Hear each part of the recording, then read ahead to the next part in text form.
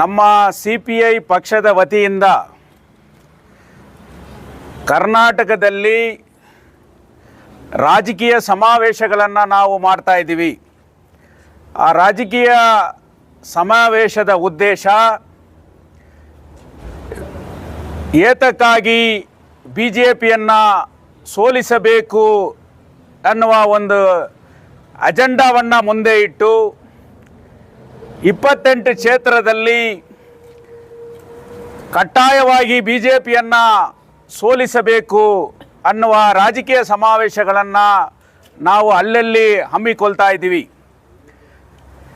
ಭಾರತ ಒಕ್ಕೂಟ ಇವತ್ತು ಕರ್ನಾಟಕದಲ್ಲಿ ಸನ್ಮಾನ್ಯ ಕಾಂಗ್ರೆಸ್ ಪಕ್ಷದ ಅಧ್ಯಕ್ಷರಾದಂಥ ಮತ್ತು ಕರ್ನಾಟಕದ ಉಪಮುಖ್ಯಮಂತ್ರಿ ಆದಂಥ DK ಶಿವಕುಮಾರ್ ಅವರ ನೇತೃತ್ವದಲ್ಲಿ ಒಂದು ಸಮಿತಿಯನ್ನು ರಚನೆ ಮಾಡಿದ್ದಾರೆ. ಆ ಸಮಿತಿಗೆ ಅವರು ಇವತ್ತು ಇಂಡಿಯಾ ಒಕ್ಕೂಟ ಕರ್ನಾಟಕದಲ್ಲಿರ್ತಕ್ಕಂಥ 28 ಕ್ಷೇತ್ರದಲ್ಲಿ BJPಯನ್ನು ಸೋಲಿಸುವ ಕೆಲಸವನ್ನು ನಾವು ಮಾಡಬೇಕಂತ ಇವತ್ತು ಒಮ್ಮತದಿಂದ ಒಗ್ಗಟ್ಟಾಗಿದ್ದಾರೆ. ಅದರಲ್ಲಿ ಪ್ರಮುಖವಾಗಿ ಅದರಲ್ಲಿ CPI ಪಕ್ಷ ಇದೆ, CPM ಇದೆ, DMK ಇದೆ, ಆಮ್ ಆದ್ಮಿ ಇದೆ, ಸಮಾಜವಾದಿ ಪಕ್ಷ ಇದೆ, ಇನ್ನು ಹಲವಾರು ಪಕ್ಷಗಳನ್ನು ಒಗ್ಗೂಡಿಸಿ ಇವತ್ತು ಆ ಸಮಿತಿಯನ್ನು ಮಾಡಿದ್ದಾರೆ.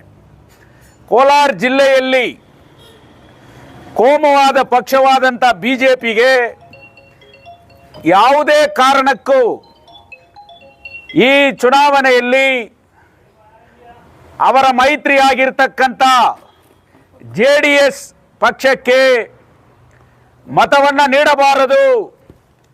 ಇಂಡಿಯಾ ಒಕ್ಕೂಟದ ಅಭ್ಯರ್ಥಿಯಾಗಿ ಕೋಮುವಾದ ಶಕ್ತಿಗಳನ್ನು ವಿರೋಧ ಮಾಡತಕ್ಕಂಥ ಅಭ್ಯರ್ಥಿಯಾಗಿ ಇವತ್ತು ಕಾಂಗ್ರೆಸ್ ಪಕ್ಷದಿಂದ ಗೌತಮ್ ಅವರನ್ನು ಅಭ್ಯರ್ಥಿಯಾಗಿ ನಿಲ್ಲಿಸಿದ್ದಾರೆ. ಕೋಲಾರ ಜಿಲ್ಲೆಯಲ್ಲಿ ಕೋಮುವಾದ ಪಕ್ಷಕ್ಕೆ ಯಾವುದೇ ಕೆಲಸ ಇಲ್ಲ. ಸ್ವತಂತ್ರ ಪೂರ್ವದಲ್ಲಿ ಇರಲಿ, ಸ್ವತಂತ್ರ ನಂತರದಲ್ಲಿ ಇರಲಿ, ಈ ದೇಶದ ಬ್ರಿಟಿಷರ ಹೋರಾಟವನ್ನು ಮಾಡಿ ಯಾವ 1952 ಇಂದ 2019 ವರೆಗೆ ಆದಂಥ ಎಲ್ಲ ಚುನಾವಣೆಯಲ್ಲಿ ಕೂಡ ಕಾಂಗ್ರೆಸ್ಸು ಮತ್ತು ಅದರ ಮೈತ್ರಿ ಪಕ್ಷಗಳೇ ಗೆದ್ದಿದ್ದಾರೆ. ಒಂದು ಸಾರಿ ಕೋಮುವಾದ ಪಕ್ಷ ಲಾಸ್ಟ್ ಎಲೆಕ್ಷನ್ನಲ್ಲಿ ಗೆದ್ದಂಥ ಮುನ್ಸ್ವಾಮಿ ಕೋಲಾರ ಜಿಲ್ಲೆಯಲ್ಲಿ ಬರೀ ಕೋಮುವಾದ ಶಕ್ತಿಗಳನ್ನು ಒಗ್ಗೂಡಿಸಿ ಮೈನಾರಿಟಿ ಮಧ್ಯದಲ್ಲಿ ಕೋಮು ಗಲಭೆಗಳನ್ನು ಮಾಡಿ 5 ವರ್ಷದಲ್ಲೇ ಅವತ್ತು ಯಾವುದೇ ಸಾಧನೆ ಇಲ್ಲ. ಆದರೆ ಇವತ್ತು ನಾವು ಎಲ್ಲಿ ಸೋತೋಗ್ತೀವಿ, BJPಗೆ ಮುಖಭಂಗ ಆಗ್ತದೆ, ಅವರಿಗೆ ಧೈರ್ಯ ಇಲ್ಲ ಕೋಲಾರ ಜಿಲ್ಲೆಯಲ್ಲಿ ಸ್ಪರ್ಧೆ ಮಾಡುವುದಕ್ಕೆ. ಆದ್ದರಿಂದ ಇವತ್ತು JDSನ ಬೆನ್ನ ಹಿಂದೆ ಈ ಕೋಲಾರ ಕ್ಷೇತ್ರದಲ್ಲಿ NDA ಕ್ಯಾಂಡಿಡೇಟ್ ಆಗಿ ಇವತ್ತು JDSಗೆ ಅವರು ಸಪೋರ್ಟ್ ಮಾಡ್ತಾ ಇದ್ದಾರೆ. ಆದರೂ ಕೂಡ ಅದು BJP ಮುಖಾನೇ.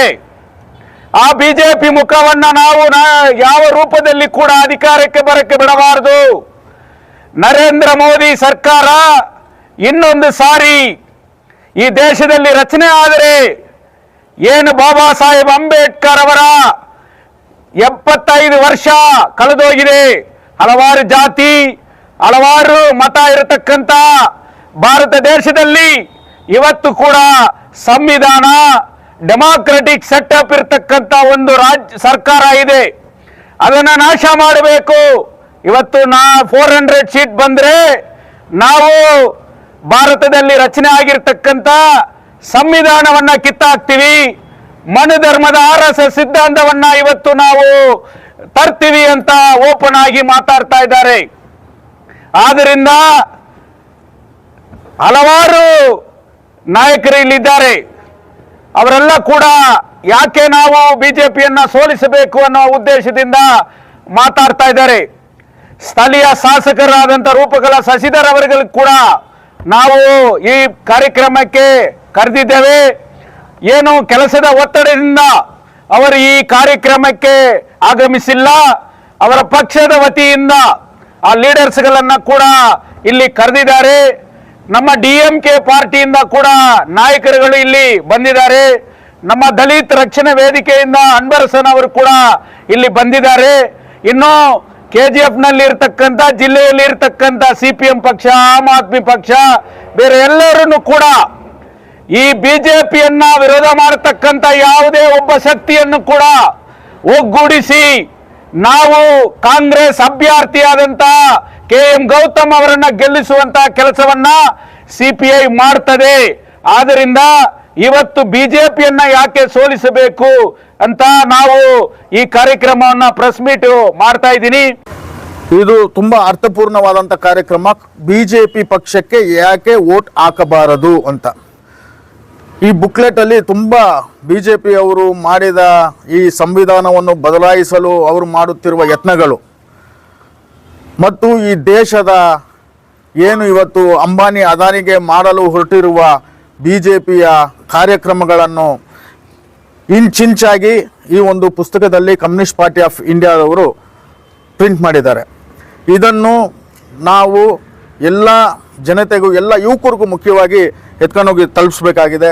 ಪುಲ್ವಾಮಾ ದಾಳಿಯಲ್ಲಿ ಆದಂಥ ಅನ್ಯಾಯಗಳೇನಾಗಿದೆ, ಗ್ಯಾಸ್ ಬೆಲೆಗಳೇನಾಗಿದೆ, 20 ಲಕ್ಷ ಉದ್ಯೋಗ ಪ್ರತಿ ವರ್ಷಕ್ಕೂ 2 ಕೋಟಿ ಉದ್ಯೋಗ ಯುವಕರಿಗೆ ಕೊಡ್ತೀನಿ ಅಂತ ಏನು ಯುವಕರಿಗೆ ಮೋಸ ಮಾಡಿ ಪಕೋಡ ಮಾಡಿ ಅಂತ ಹೇಳಿರುವ ಮೋದಿಯ ಸಂಸ್ಕೃತಿಯನ್ನು, ಬಿಜೆಪಿಯ ಸಂಸ್ಕೃತಿಯನ್ನು ಬಟ್ಟ ಬಯಲು ಮಾಡುವ ಕಾರ್ಯಕ್ರಮವನ್ನು ಕಮ್ಯುನಿಸ್ಟ್ ಪಾರ್ಟಿ ಆಫ್ ಇಂಡಿಯಾ ಮಾಡ್ತಾ ಇದೆ.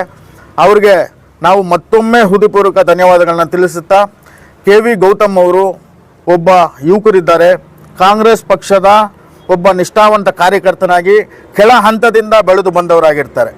ಅವರು ವಿದ್ಯಾರ್ಥಿ ಕಾಂಗ್ರೆಸ್, ಯುವ ಕಾಂಗ್ರೆಸ್, KPCC ಮತ್ತು DCC ಎಲ್ಲ ಹಂತದಲ್ಲೂ ಕೆಲಸ ಮಾಡ್ಕೊಂಡು ಬಂದು ಅವರ ನಿಷ್ಠೆಯನ್ನು ಗುರುತಿಸಿ ಇವತ್ತು ಕಾಂಗ್ರೆಸ್ ಪಕ್ಷ ಅವರಿಗೆ ಟಿಕೆಟನ್ನು ಕೊಟ್ಟಿದೆ. ಹೋದ ಸತಿ ನಮ್ಮ ಕಾಮ್ರೇಡ್ ಜ್ಯೋತಿ ಬಾಸು ಅವ್ರು ಹೇಳ್ದಂಗೆ ಕೋಮವಾದಿ ಪಕ್ಷ ಹೋದ ಸತಿ ಗೆಲ್ತು, ಇಲ್ಲಿ ಗೆಲ್ಲೋ ಚಾನ್ಸೇ ಇಲ್ಲ. ಈ ಗೆದ್ದಿದ ತಕ್ಷಣ ಅವ್ರು ಮಾಡಿದ ಸಾಧನೆ ಏನು? ಒಂದು ಪಾಕೆಟಲ್ಲಿ ಪೆಟ್ರೋಲು, ಒಂದು ಪಾಕೆಟಲ್ಲಿ ಬೆಂಕಿ ಪಟ್ಟಣ ಇಟ್ಕೊಂಡ್ಬಂದು ಅಲ್ಲೆಲ್ಲಿ ಬೆಂಕಿ ಹಚ್ಚುವ ಕೆಲಸ ಮಾಡಿದರೆ ಹೊರತು ಸಂಸದರು ಬೇರೆ ಯಾವುದೇ ಕಾರ್ಯಕ್ರಮವನ್ನು ಸಂಸದರು ಮಾಡಿಲ್ಲ.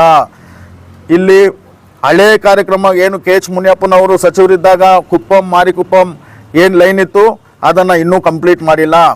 ಶ್ರೀನಿವಾಸ್ಪುರದಲ್ಲಿ ಏನು ಕೋಚ್ ಫ್ಯಾಕ್ಟ್ರಿಗೆ ಅವರು ಅಡಿಪಾಯ ಹಾಕಿದ್ರು ಅದನ್ನು BJP ಸರ್ಕಾರ ಬಂದ ಮೇಲೆ ಅದನ್ನು ಮಾಡಿಲ್ಲ. ಬರೀ ಭಾಷಣಗಳು ಮಾಡ್ಕೊಂಡು ಜನರನ್ನ ಯಾಮಾರಿಸ್ಕೊಂಡು ಕೋಮುವಾದಿ ಶಕ್ತಿಗಳಾಗಿ ಕೋಮಕ್ಕೂ ಗಲಭೆ ಉಂಟ ಮಾಡಿ ಈ ಜನರ ದೃಷ್ಟಿಯನ್ನು ತಪ್ಪಿಸುವ ಕೆಲಸ ಮಾಡ್ಕೊಂಡು ಬಂದರೆ ಹೊರತು ಮುನ್ಸ್ವಾಮಿ ಅವರು ಏನು ಕೆಲಸ ಮಾಡಿಲ್ಲ. ಮುನ್ಸ್ವಾಮಿ ಅವರ ಅಜೆಂಡಾ, BJP ಅವರ ಅಜೆಂಡಾ ನಾಚ್ ಗಾನ ಗಿಮಿಕ್ ಇದೇ ಅವರ ಕೆಲಸವಾಗಿತ್ತೆ ಹೊರತು ಬೇರೆ ಏನು ಮಾಡಿಲ್ಲ. ಆದ್ದರಿಂದ ಇವತ್ತು ಎಲ್ಲ KGFನ ಯುವಕರಿಗೂ, ಕೋಲಾರ ಜಿಲ್ಲೆಯ ಎಲ್ಲ ಮತದಾರಗಳಲ್ಲಿ ವಿನಂತಿಸಿಕೊಳ್ಳುತ್ತಾ ಇದ್ದೇನೆ, ಸಂವಿಧಾನ ಉಳಿದರೆ ನಾವೆಲ್ಲ ಉಳಿತೀವಿ. ಸಂವಿಧಾನ ಉಳಿಯೋದಿಲ್ಲ ಅಂದರೆ ನಾವು ಯಾರೂ ಉಳಿಯಲ್ಲ. ಸಂವಿಧಾನ ಉಳಿಸಬೇಕು, ಈ ಭಾರತ ದೇಶವನ್ನು ರಕ್ಷಿಸಬೇಕು, ಮನೋಧರ್ಮದಿಂದ ಈ ಭಾರತವನ್ನು ರಕ್ಷಿಸಬೇಕು ಅಂದರೆ ಕಾಂಗ್ರೆಸ್ ಪಕ್ಷಕ್ಕೆ, INDA ಒಕ್ಕೂಟದ ಕಾಂಗ್ರೆಸ್ ಪಕ್ಷದ ಅಭ್ಯರ್ಥಿಯಾದ KV ಗೌತಮ್ ಅವರಿಗೆ ಮತ ನೀಡಿ ಅತಿ ಹೆಚ್ಚಿನ ಸಂಖ್ಯೆಯಲ್ಲಿ ನಾವು ಅವ್ರನ್ನ ಜಯಶೀಲನಾಗಿ ಮಾಡಬೇಕು ಅಂತ ವಿನಂತಿಸಿಕೊಳ್ಳುತ್ತೇನೆ. ಜೈ ಹಿಂದ್, ಜೈ ಕಾಂಗ್ರೆಸ್.